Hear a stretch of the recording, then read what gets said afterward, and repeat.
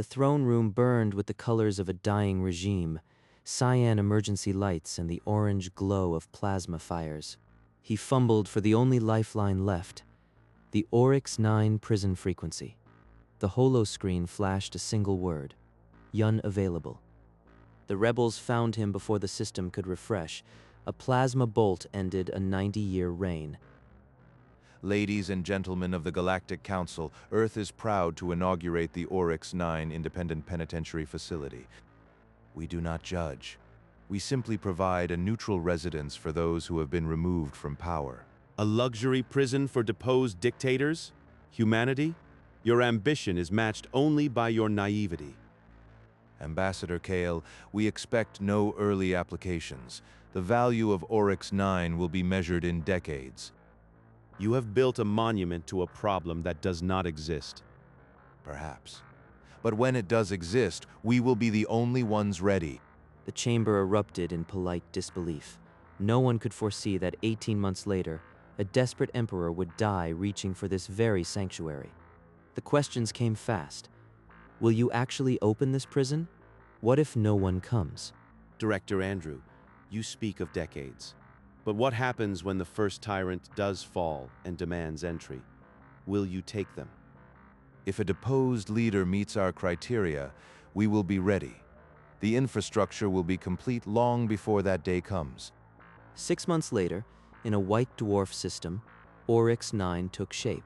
A black prism guarded by 2 cruisers, its geometric perfection a silent rebuttal to the laughter. Inside, the docking bay stretched a kilometer long, designed for the diplomatic shuttles of fallen empires. The corridors were bare, lined with cyan strips, patrolled by silent drones. And the cells, transparent, minimal yet comfortable, waited for occupants who might never arrive. The station is fully operational. Now we wait for the galaxy to catch up to its own worst impulses. The galaxy yawned. Another empty facility in the void. The jokes wrote themselves. But history was already writing the first application. In a palace across the stars, a ruler's grip was slipping, and she would remember Andrew's offer. 6 months after Oryx 9 activated, a diplomatic shuttle approached its docking bay. Inside was the Imperatrice Barbara, deposed, delivered under a new treaty, and expecting a swift execution. So this is the human prison. I wonder if the cell comes with a hood and a plasma bolt. At the airlock, Director Andrew and Warden Lin waited to receive her. No guards held weapons at the ready, only a formal escort. Imperatrice, you are not a prisoner. You are a resident. There will be no shackles inside those doors. Resident your treaty, said Exile. I am a tyrant. You are fools to trust me. We do not trust you. We trust the system we built. You will find it difficult to break. Your cell is prepared. We suggest you rest. The transition is considerable. The cell was not what she expected. 3 rooms, a library alcove, a hydroponic garden visible through a transparent wall. What is the cost? What do you demand in return? Neutral ground.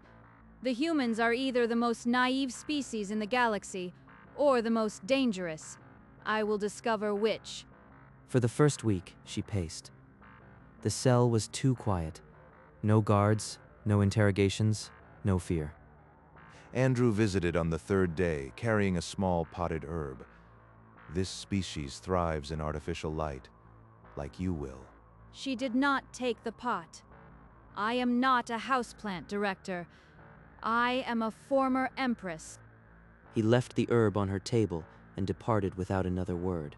The next morning, she found herself staring at the hydroponic bay.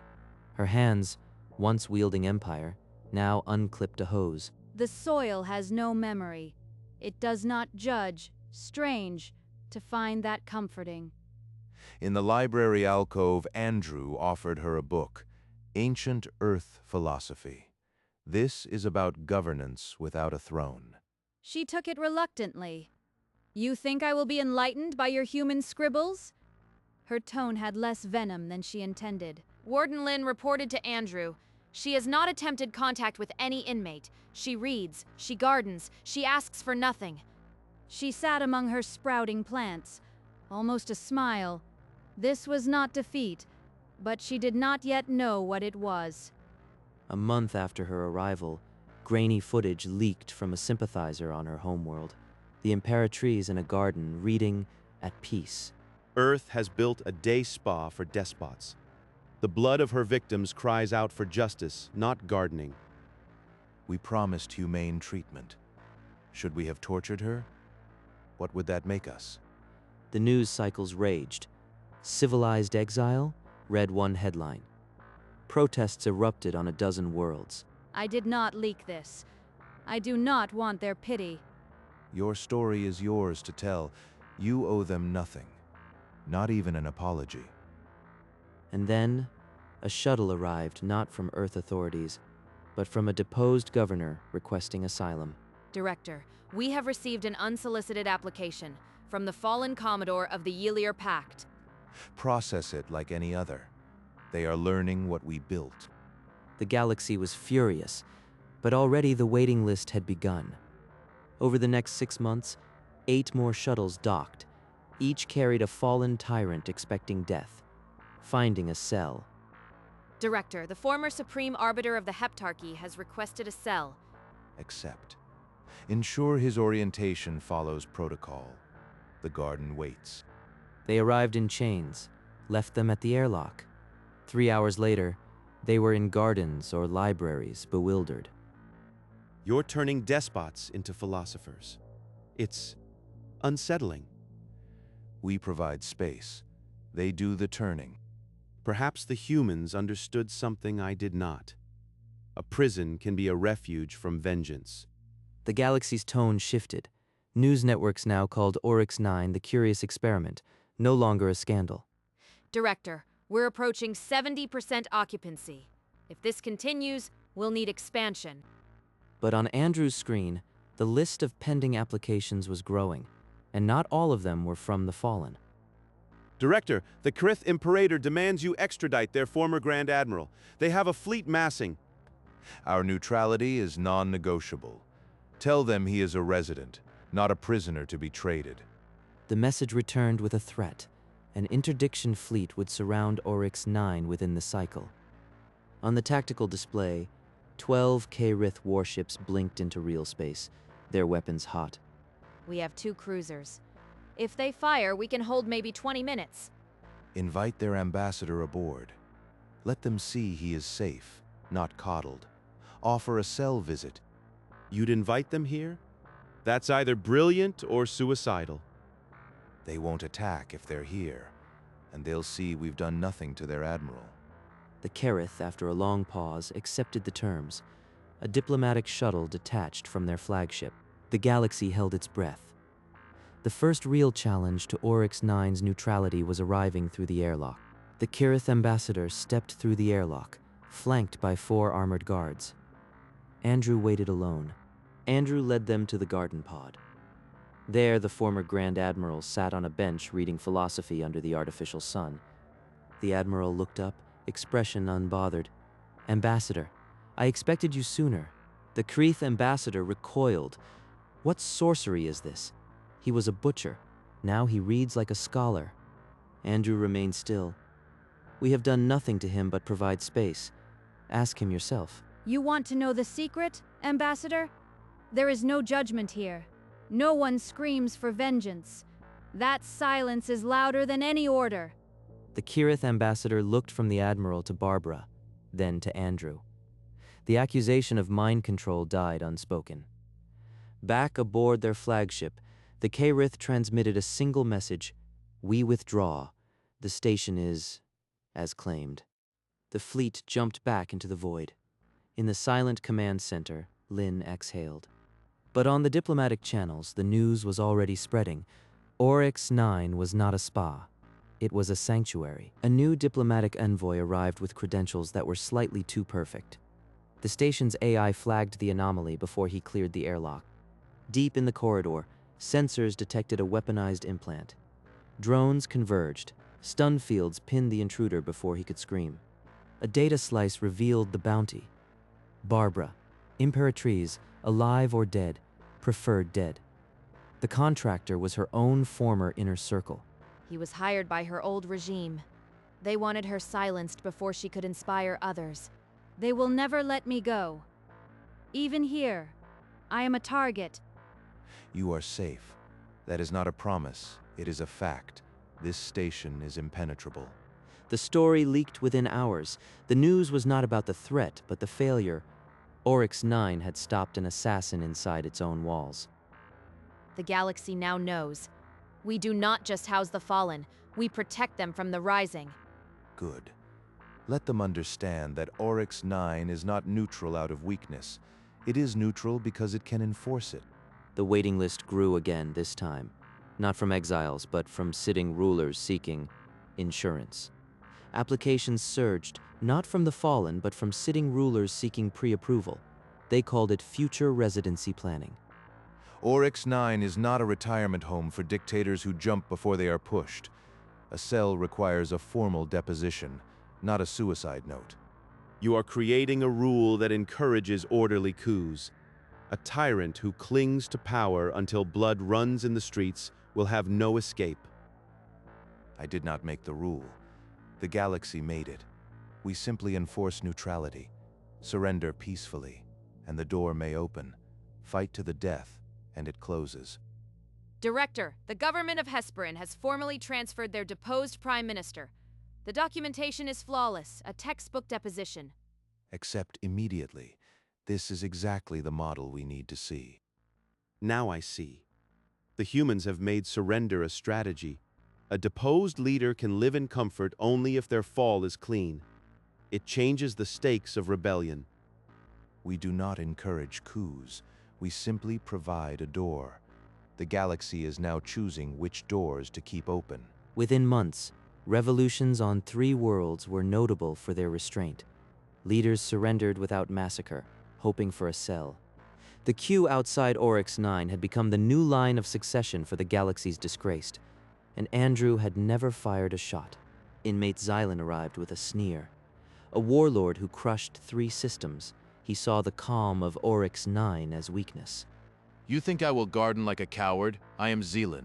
I will break this place. Within an hour, he assaulted a medtech, swinging a chair.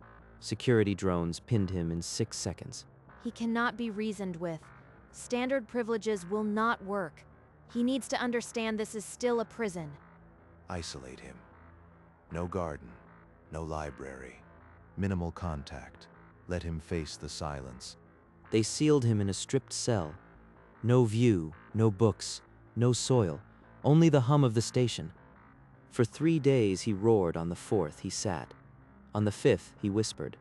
On the 6th he asked to speak. I will follow your rules. Just let me see the garden. All inmates observed the isolation. They know now, Oryx 9 is not a hotel. It is a sanctuary with walls. Good. Even the most powerful must learn that here, the only tyranny is the rule of peace.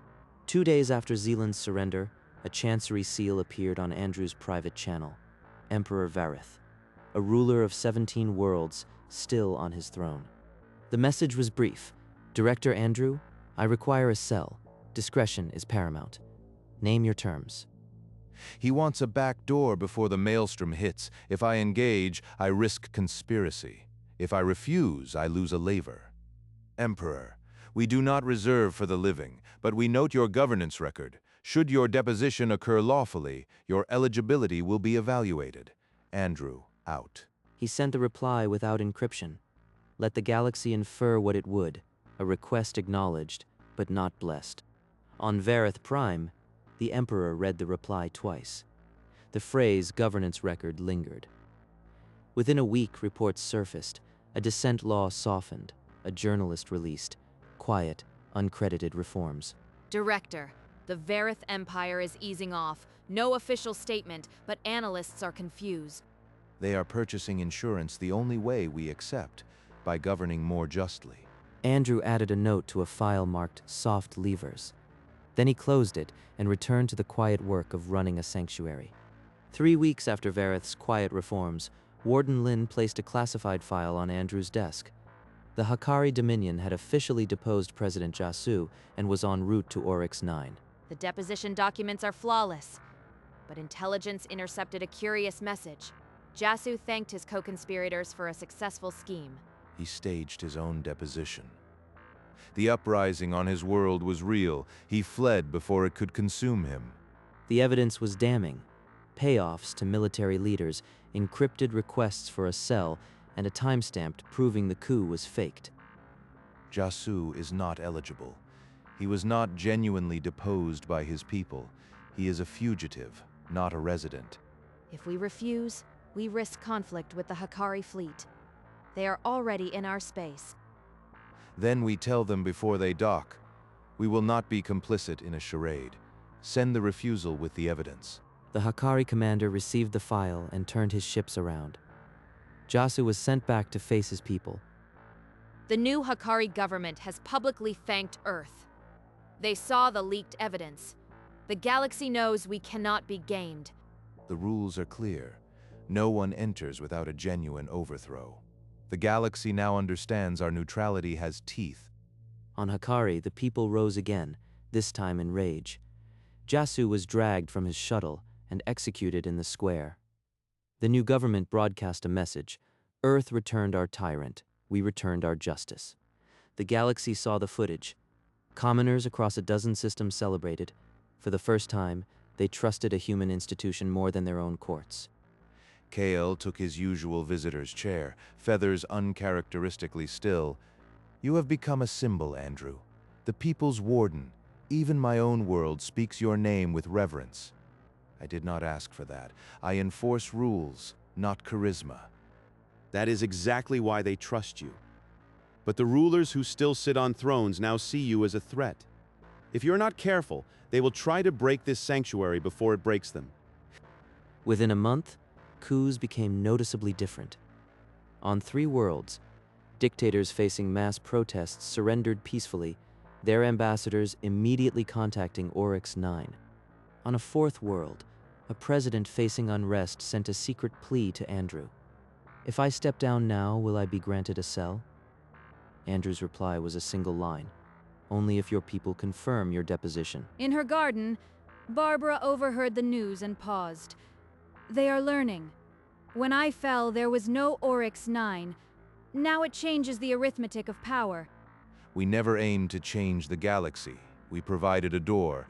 The galaxy is now choosing which doors to walk through. But in the shadows of a dozen thrones, the calculation had changed. To be eligible for Oryx 9 was to have an escape. And those without an escape would fight harder to keep their place. The great sorting had begun. A formal datapad arrived on his desk. Director Andrew was invited to address the Galactic Union, a rare honor for a human. They once laughed at the empty station. Now they want a speech. He stood at the Grand Chamber podium, a lone figure in the vast amphitheater. Earth provides a door, not a judgment. The galaxy chooses who walks through. We simply ensure it remains open. A long silence. Then the chamber rose in a thunderous ovation. You have reframed power itself, Andrew. They see you as a philosopher king. I remain a warden, but I will not apologize for what we have built. He returned to Oryx 9 to find a new diplomatic packet. Not an application, a request for permanent friendship from the Vonsian Commonwealth. They seek alignment through association, not through fear. The door is working better than I hoped. The queue of shuttles outside the station stretched further than ever. Power, it seemed, had found a new address. In her garden pod, Barbara received a notification that silenced her for a full minute. Her tomatoes had won the Galactic Botanical Exhibition's grand prize. A gardening prize? My greatest achievement is a vegetable. Director, the Imperatrice's tomatoes took first place at the Galactic Botanical Exhibition. The prize includes a featured spot in the next Intersystem Agricultural Journal. Release the photograph. Let the empire she once terrorized see what she holds now. The image spread instantly. A silver-haired ex-empress, arms full of impossibly large tomatoes, smiling as she never had on a throne. She once commanded fleets. Now she commands soil. It is a more honest conquest. News feeds across the galaxy featured Oryx 9 inmates gardening, painting, reading. The prison had become a symbol of rebirth. Even former adversaries sent congratulations. The High Chancellor of the Heptarchy, once a bitter rival, wrote a personal note of admiration. I guarded my crown with armies. Now I am known for a fruit. The galaxy finally understood. Oryx 9 built no cages. It built second lives. 2 days after the Tomato Prize, a classified report from the Galactic Union's transition monitors hit every news screen. 43 regimes had collapsed in the past standard year. 28 of the deposed leaders were Oryx 9 residents. They all surrendered peacefully. The 15 without a cell fought to the death. Of the 28 who surrendered, 22 transitions were entirely bloodless, no civilian harmed. The galaxy is calling it the Oryx 9 effect. Even your oldest critics are silent now. You've done it. I did not fire a shot. The galaxy chose peace. Oryx 9 merely gave them a place to go. That is exactly the point. Without that door, they would have chosen war. You have won without violence.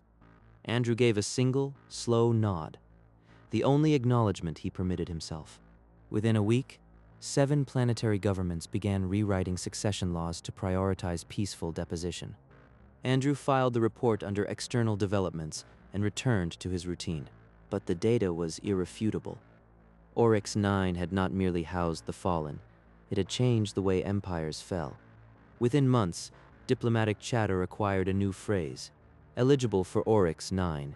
It became shorthand for a ruler's legitimacy. A leader who cannot secure a pre-deposition guarantee is now seen as either too brutal or too weak. The market speaks. A shadow market of fixers emerged, offering to bribe Oryx 9 officials for priority spots. Andrew intercepted 3 schemes in a month. Identify every leak. No preferential treatment. Publish the names of those who tried to corrupt us. The exposed fixers were blacklisted across 7 systems. The message was clear. Oryx 9 could not be bought. You have made yourself the most powerful unelected official in the galaxy. Admirals ask your permission before moving fleets. I have never given permission for anything except to sell. The fleets move because they fear what I might do if they don't. The queue of diplomatic shuttles outside the station stretched 3 years long. He is still the same warden. That is why they fear him. Andrew returned to his reports. The galaxy might call him a king, but he was still just the man who kept the door. His desk lit up with an urgent holo, the crown seal of the Irulan hegemony. The Emperor was still on his throne, but barely. The Emperor's voice was hoarse. "Director, my people are in the palace. I need a cell, now. Name your terms." Emperor, we only accept those already deposed. If you are truly overthrown, we will evaluate. Until then, we cannot interfere. The line went dead. The Emperor understood, fight or fall, but he would face his people first. Within the hour, the call was leaked. The full exchange appeared on every news network. The galaxy watched the recording. A desperate tyrant, a calm director, a door firmly closed. Pundits called it the final proof. Oryx 9's neutrality was not a policy, it was a law of the galaxy. Andrew did not comment. He returned to the routine approval of new residency applications. The queue grew longer. Sitting rulers now governed with one eye on their people and one on the station. The galaxy had learned the lesson. Oryx 9 did not rescue tyrants. It only caught them when they fell. A new morning on Oryx 9. The station hummed as it always did. Quiet, indifferent to the power it now held. In the garden pod, Barbara tended her tomatoes. She looked up as a new shuttle docked and waved. The shuttle carried a once feared admiral, now deposed. He walked with a bowed head, his uniform stripped of rank. Welcome. Your cell overlooks the starfield. The garden is at the end of the corridor. Andrew stood at his window, watching the line of shuttles. The waiting list stretched 3 years long. Each shuttle carried a fallen ruler hoping for a cell. A quiet surrender that saved countless lives. They come in lines now. When I arrived, it was empty. Now we are a society, a garden, and no armies. Peace is a strange fruit, but it grows.